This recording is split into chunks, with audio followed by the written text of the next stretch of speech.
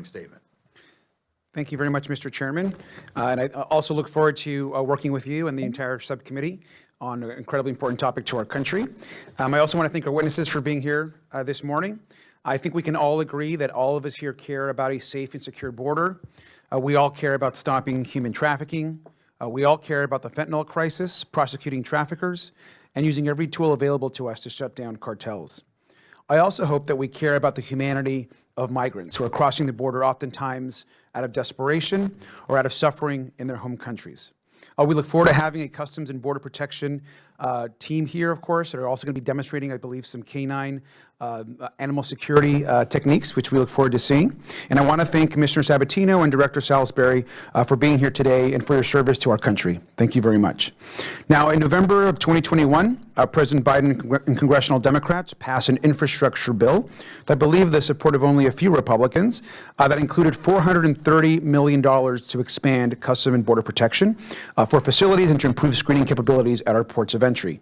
In the 2023 appropriations package, I believe also with the support of just some Republicans, Democrats also provided another $130 million to Customs and Borders Patrol to hire additional workers at our ports of entry and to invest in more innovative and efficient technologies to speed up our border entries. Now, I want to mention this because I think it's important to remind folks that we're all here committed to national security and, of course, to border security. I also hope that this hearing helps us better understand the technologies that we use to disrupt cartels, secure our ports, and facilitate commerce. We look forward to learning how Congress can help provide and deploy resources effectively to make our country safer, and of course is a goal that, of course, the Biden administration shares.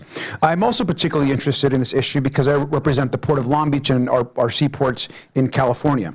The Port of Long Beach is the second largest container port in the United States. Combined with the Port of Los Angeles, our sister port, they earn $5 billion a year in custom revenues to aid in our economy across the country.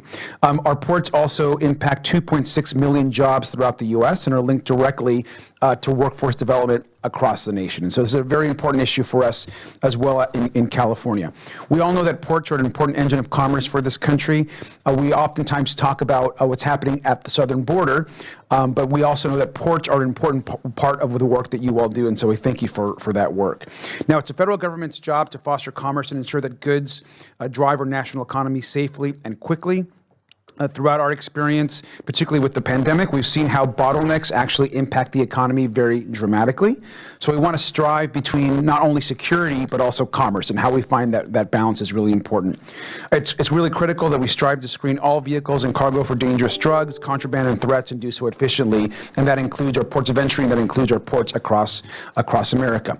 Now, we know that Mexico is our second largest trading partner with billions of dollars in goods and services and hundreds of thousands of people that come into our country every single day between our two countries. One study found actually that a 10-minute reduction in wait times for each commercial vehicle at the border could generate hundreds of millions of dollars of additional revenue each year for the American economy, with benefits extending to non-border states as well. Now, I know some people like to fantasize about sealing the border or shutting down our asylum system or invading Mexico, as I believe our full committee chairman actually mentioned on Fox News last night. But we know that those are not reasonable, they're not feasible, and they're not smart. We should be making every effort to streamline our border crossing process. We should make it easier and safer for commerce and immigrants alike. This goal means bolstering our ability to have actual lawful immigration and to address the root causes of migration in regions across the Western Hemisphere. This hearing offers us an opportunity to understand how we can further the Biden administration's work to secure our border and disrupt cartels by using canines, technology, and other innovations at the greatest extent possible. Now, I'm an immigrant myself, and so I'm very honored to be on this subcommittee. Look forward to talking about the immigrant experience as we move forward throughout the next few months and the years ahead. And I also think we should make one thing also very clear. There are problems that we have today are not solved just by border security or a wall. We have to have an orderly process, have legal pathways to citizenship, focus on technology, and certainly ensure that we have an immigration system that is fair and humane for all. We want to welcome hardworking immigrants into our communities. We want to ensure that folks pay taxes, work hard, and have actually a pathway to citizenship, one that we can all benefit from. We've always been a nation of immigrants. We cannot stop people from wanting to come here to build better lives for themselves and their future. I look forward to a productive opportunity to engage with our witnesses today. I want to thank you again for your service and for being here. And Mr. Chairman, I yield back.